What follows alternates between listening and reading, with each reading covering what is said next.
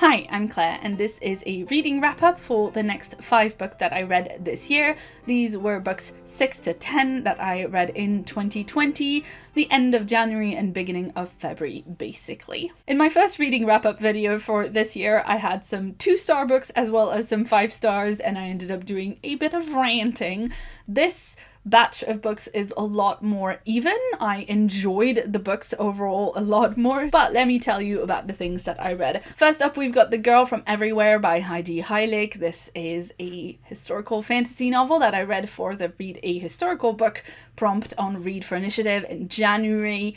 This is all about Nyx, a girl who lives on a time-traveling sailing ship with her dad and a crew. They are trying desperately, or at least her dad desperately wants to go back to Hawaii in a specific year so that he can save Nyx's mother from death. They were married and he was traveling through time to try and make money so that he could go back to her and then they could have a great life together. And then when he came back, she was dead and there was a baby. I don't think he knew that she was pregnant because of all the time travel. He has spent Nyx's entire life trying to get back to that time. You can only do time travel in this book by using hand-drawn maps of the specific time, and every time he finds a new map, like at an auction or whatever, they have to go and find the money to buy the map, and then they have to go and try the map, and then it never really works. And Nyx is in this position where she loves her dad and she wants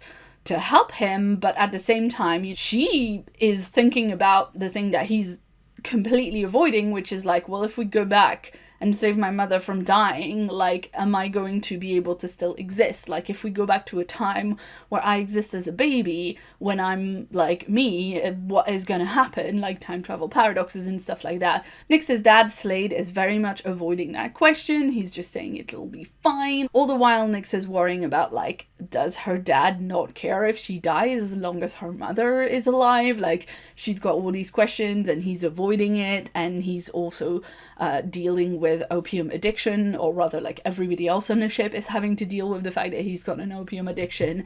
So there are those tensions in the book, and that was really, really interesting. I don't want to say too much and spoil the book, but basically, like, at the beginning of the book there's a lot more time travel, and at one point they arrive in Hawaii. They manage to get to 18th century Hawaii, but not the right year, and while they are there they hear about a map that could be really, really helpful to them, and in order to secure that map they have to, like, go and do a heist, and there's a lot of shenanigans in that time period, which was really, really cool. And certainly I felt that because of how much of the book is set in Hawaii in that time period, it fills the prompt of reading a historical book for Read for Initiative, so I was really happy with that. But I wish there had been more time travel in this book, because I just wanted time traveling pirates, and that is kind of what you get, but also, like, clearly more of a hook that they were talking about in the marketing. I mean, to be fair, if I was working in book marketing and I could use the tagline time traveling pirate ship, I definitely would use it. But I would say, you know, having read it, there is more of the, like, complex family relationship and dealing with a family member who is, you know, sometimes kind of abusive, and then, like, having to reconcile with that. That part of the book was really, really interesting. How Nyx and the crew relate to the captain, Slade, Nyx's dad, like how that's all resolved. I found that really, really interesting. The way the time travel worked, I quite enjoyed. There was some logical quibbles that I had, like, you know, why couldn't they use the time traveling spaceship to get to the right year at a different point on the Earth, and then just, like, normal travel to Hawaii, because they know where Hawaii is. So, you know, there was a little bit of that, but at the same time, you know, there is this kind of great atmosphere around the time travel and how they do it and all of that. So I really enjoyed that, and I enjoyed that even though, you know, time travel is maybe a bit more of a science fiction trope, there was a lot of, like, fantasy elements as well, like magical creatures, and because they use maps to travel, they can also travel to mythological places as long as they have a hand-drawn map of them. The one thing that properly annoyed me when I was reading this book was a fairly unnecessary love triangle.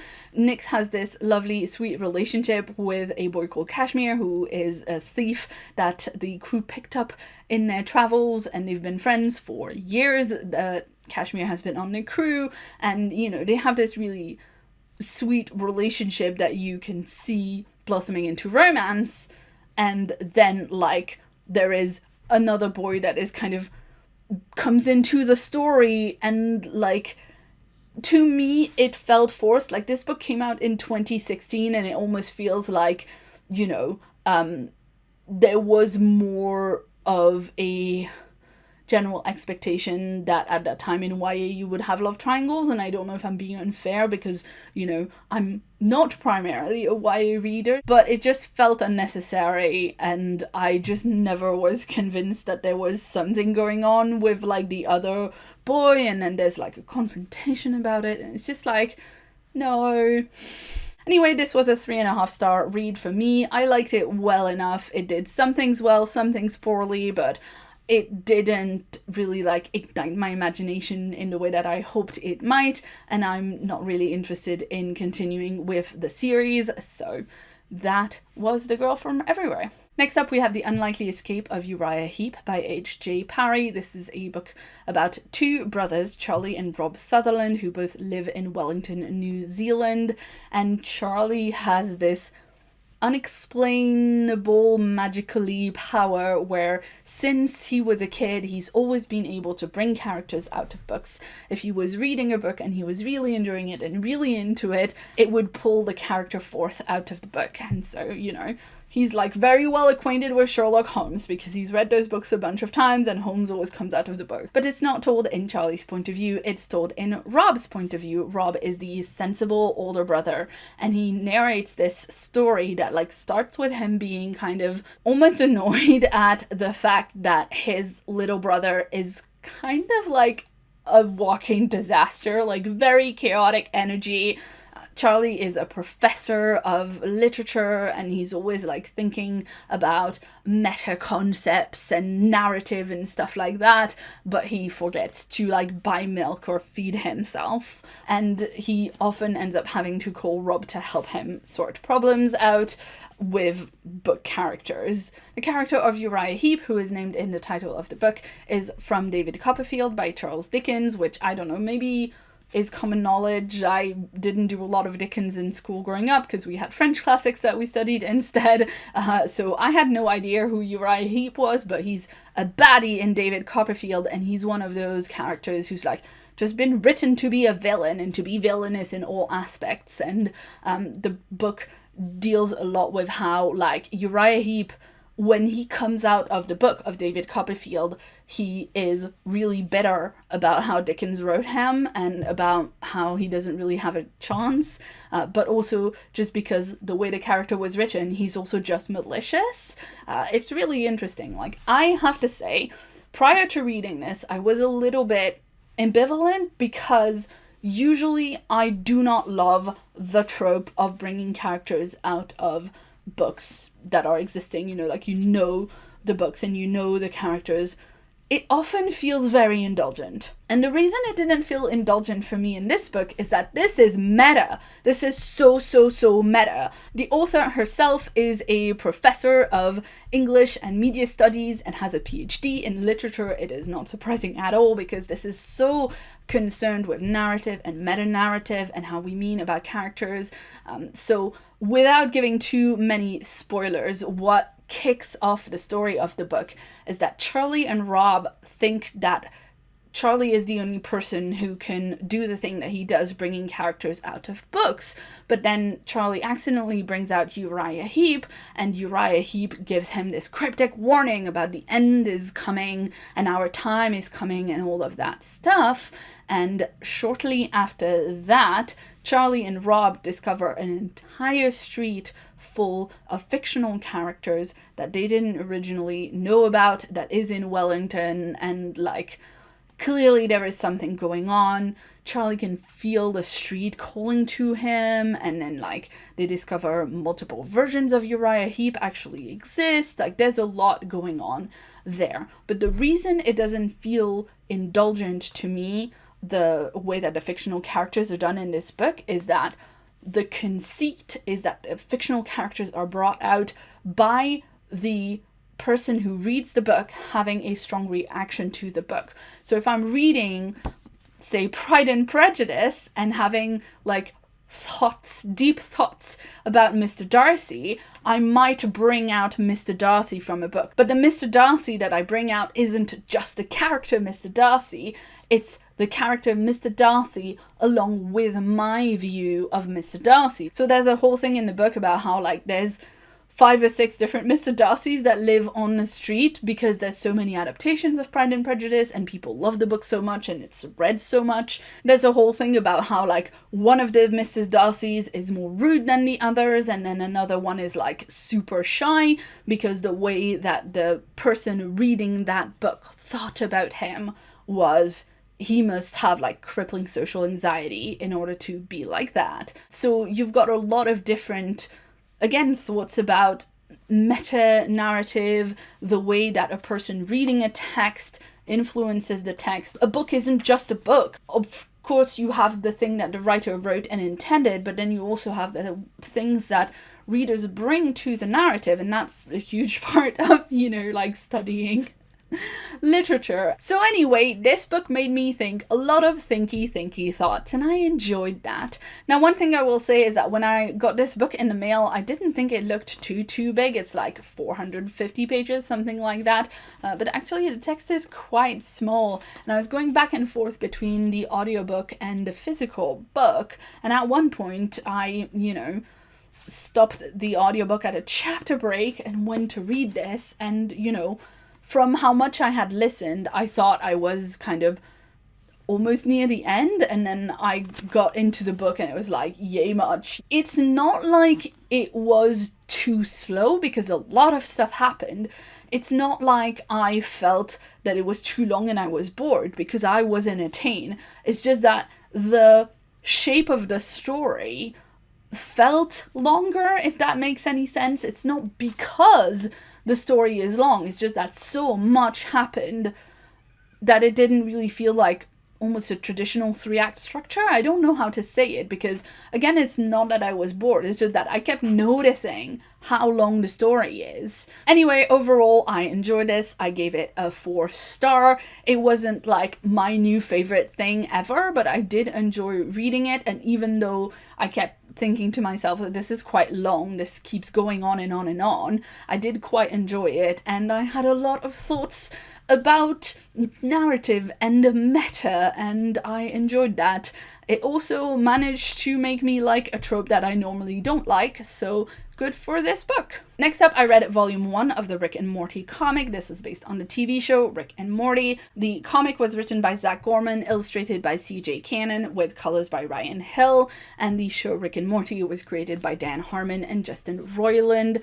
If you haven't seen the show, it's about Rick, who's like an irascible old scientist dude, and his grandson Morty, who he drags on adventures with him across like the world, space, the multiverse, all of that good stuff. If you enjoyed the show, you will probably enjoy this book. I bought this book because I love the show, and I enjoyed this book because I love the show, but quite frankly, I just don't think comic books like this are the right format for a Rick and Morty story, and that's just because comic books are originally published in short issues and then bound up in volumes like this, and so this story feels really bitty and broken up, and it doesn't really make sense. I mean, not like you want all Rick and Morty stories to make sense all the time, because they don't, and that's a great thing about the show, that is quite absurdist at times. But I will say, I read this less than a month ago and I totally don't remember what happens in it. I do remember that the story starts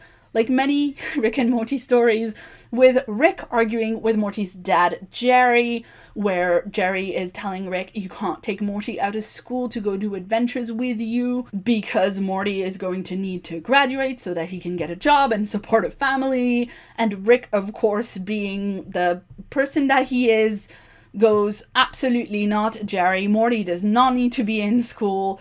Let's go, Morty. We're going to prove your dad wrong. And then they go on an adventure where Rick basically uses time travel and or dimension hopping, I don't remember, to make Morty very, very rich so that he can prove a point to Jerry. And then we've got the time police showing up telling Morty, actually, you got rich like in basically a way that is not allowed. I think it's like basically insider trading, but with time travel. And so adventures start from there. I did think it worked as a tie-in to the show insofar as the characters feel right for the show, the atmosphere, the jokes, the world building feels like it works well for the show. It just didn't feel like an episode of the show because of the way it is structured, and that's what I didn't like about it. What I did really, really like about this is the bonus shorts that were at the very end of the book. These are literally like 4-page stories. So whilst I thought that breaking up a main adventure into 4 smaller stories that can have a beginning, a middle, and an end and fit in an issue didn't work, what did really, really work was just a little snippet that is something that Rick and Morty just does really well in and of itself. You'll often see like a mini story that takes 10 seconds in an episode, and you can tell that there's so much more going on behind that, and you can build on that. So in this, you have a short bit called Summer Spectacular, where Summer is an absolute badass in the Time War and like leads a squadron. Then there is like an adventure in an alternate universe where, as you can see, it's Rick wearing Morty's clothes and Morty wearing a lab coat, which is Rick's kind of uniform. There's also a little interlude with Jerry and a little thing about Beth being in a band called Beth and the Beth, where it's all of the Beth from the different alternate universes coming together and being in a band. So it was great to have those little interludes with all the different characters. I really enjoyed that part, but for me the main story doesn't hang together very well and the structure doesn't work, so I'm not going to continue buying those books. I gave this a 3.5 stars, but honestly, like, a lot of that rating is due to the show and the fact that I love the show, because of course I'm giving it a good rating for like characters and stuff like that because the characters are from the show, but the story itself really didn't work for me. Like, what worked was the stuff that is good from the show and not stuff that is good from this book specifically, so definitely not buying more of these. Next up, I read The Raven Tower by Anne Leckie. This is Anne Leckie's first fantasy novel and a book that I've been anticipating for so long. Bought it when it first came out, didn't read it for ages. I keep doing this, but I am so excited that I finally read it because I loved it. I loved it so much. I ended up giving it a 4.5 stars. I could read many more stories in this same universe, which is a world in which gods exist and can manifest as like animals or even things, and they have powers that basically are all tied up in language. So if a god says something, then it has to be the truth. So if it's not the truth already, then the god has to make it truth, therefore expending a lot of power to do that. And there are gods in this world that have exhausted their own power by speaking something into existence. So the gods in this world will often talk in a roundabout way. They'll say, I once heard a story that blah blah blah blah, because it is true that they heard the story, but it doesn't necessarily follow that the story itself was true. It is a story. And so that is a really interesting, really crunchy way of addressing the fact that history and story are things that are so closely linked.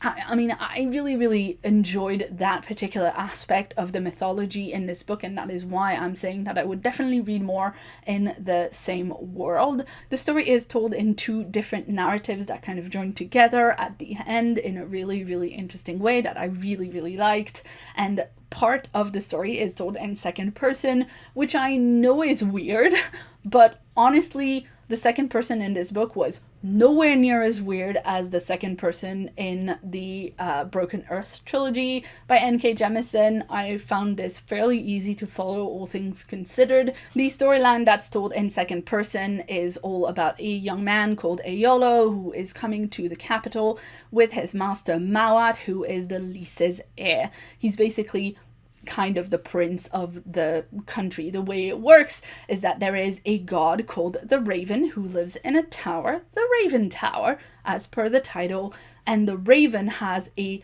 Lys, an emissary on Earth. And this person, the Lys, who talks for the Raven, basically like at the end of their tenure as the Raven's Lys, they have to sacrifice themselves and give their life to the Raven so that the Raven can draw power from them. And at the beginning of the book, Mawat is coming back to the capital of the country because his father, the Lys, is at the end of his life and is going to have to give his life to the Raven, and then Mawat is going to become the Lys, knowing that one day he will have to sacrifice himself for the Raven. And that's kind of like his birthright that he's always been expecting. But when he comes to the capital, he discovers that somebody else has made themselves Lys, and that supposedly his dad disappeared and is tried to cheat the god from his sacrifice, and Mawat is just convinced that did not happen because that's like the one thing you have to do as the Lys. And he just doesn't think that his father would have done that. It's a really interesting story of like Aeolo as the aide to Mawat coming to this new town and having to navigate all of the politics, and Anneki does politicking so well, and there's some really interesting cultural differences, things going on between Aeolo as a person who's from the countryside and then the people from the city and then people who are visitors to the city. It's really cool. And then the other narrative that you get is a god telling you the story of their existence from the first thing that they remember being aware of up to the point that we are now in the story of Aeolo and Mawat, and it's really great. Again, I don't want to say too much because I really enjoyed going into this book not really knowing anything about it. Anneki is so great at world building, and I just enjoyed what she put together so much here. I know I said I would love to read more stories set in this world, but honestly I don't think it needs it. I think it wraps up altogether very well at the end, and I think Anneki is really smart in the way that she wraps stories up. If there was another self-contained story that's either a novel or a novella or something like that, like in this same world that uses the conceit of the language of the gods, I would be super interested in reading it. But that being said, this book is perfectly formed and doesn't need any more, and I love that about it. And the last thing that I read for this wrap-up was Upright Women Wanted by Sarah Gailey. This is a novella that recently came out from Tor.com Publishing, and I got an arc of it on NetGalley, so that's how I read it. And this book is all about Esther, a stowaway who's hidden herself in the librarian's book wagon to escape from an arranged marriage. We are in this kind of Western-inspired, post-apocalyptic, maybe, sort of world where information is very tightly controlled, and the librarians go around the US in their wagons with horses to deliver approved reading materials. And what Esther is escaping from is a marriage that was originally intended for her best friend Beatrice, who was also secretly her girlfriend, and Beatrice recently was hanged by Esther's father for possession of unsanctioned reading materials. And this all happens in the very beginning of the book. It's not a spoiler, it's like on the first page. Esther is hiding in the librarian's book wagon, and the librarians are like, now that we found you, tell us why we shouldn't shoot you straight away for being a stowaway. And Esther has to explain that, she's running away because her best friend was hanged by her dad. So first up, if you're considering reading this book, I would give a content warning that obviously there is a queer character death. It's not on the page, but it's referenced a bunch of times, as you might imagine. Esther is obviously very upset that this is a thing that has happened, and it kind of follows her throughout the novella. But for me, I didn't think this worked super well, even though there were things that were really, really interesting about the novella and I quite enjoyed the characters and what was going on. I feel like there wasn't enough of the story. Like, I feel like it would have worked much, much better as a longer novel with more time to go into detail with like what had happened to the world, what was the post-apocalypse like outside of America, was it just America now, or, you know, what were the approved and unapproved reading materials? Because the whole conceit of the book is that there is more to the librarians than first meets the eye, and Esther is discovering that throughout the book, but just because it was so short, we don't get as much information as we would want, or as I felt I wanted, about this whole world building situation. But also because Esther's loss is so recent, you know, like her best friend who she was in love with has just died. And so it almost seems like I didn't understand how she was grieving and processing. Like, it didn't feel like there was enough time for her to, you know, come to terms with things or process things. I don't know.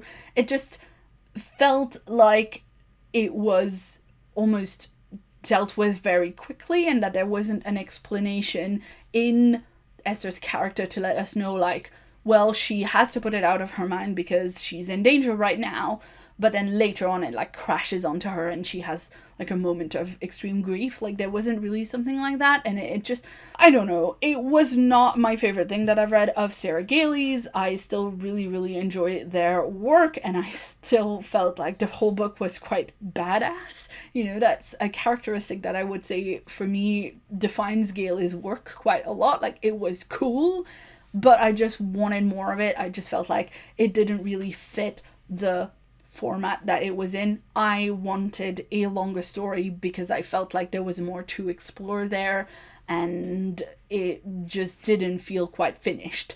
In the format that it was, I gave it a 3.5 stars. So still enjoyed it. Definitely would keep reading more Sarah Gailey because there are other things by them that I've enjoyed more, but this was not as much for me as I thought it would be based on the title and the description and all of that. So that's it. Those were the next 5 things that I read. I hope you enjoyed this video. Let me know in the comments if you've read any of these books, or if you have any of them on your TBR, what you thought about them, and I will see you in my next video.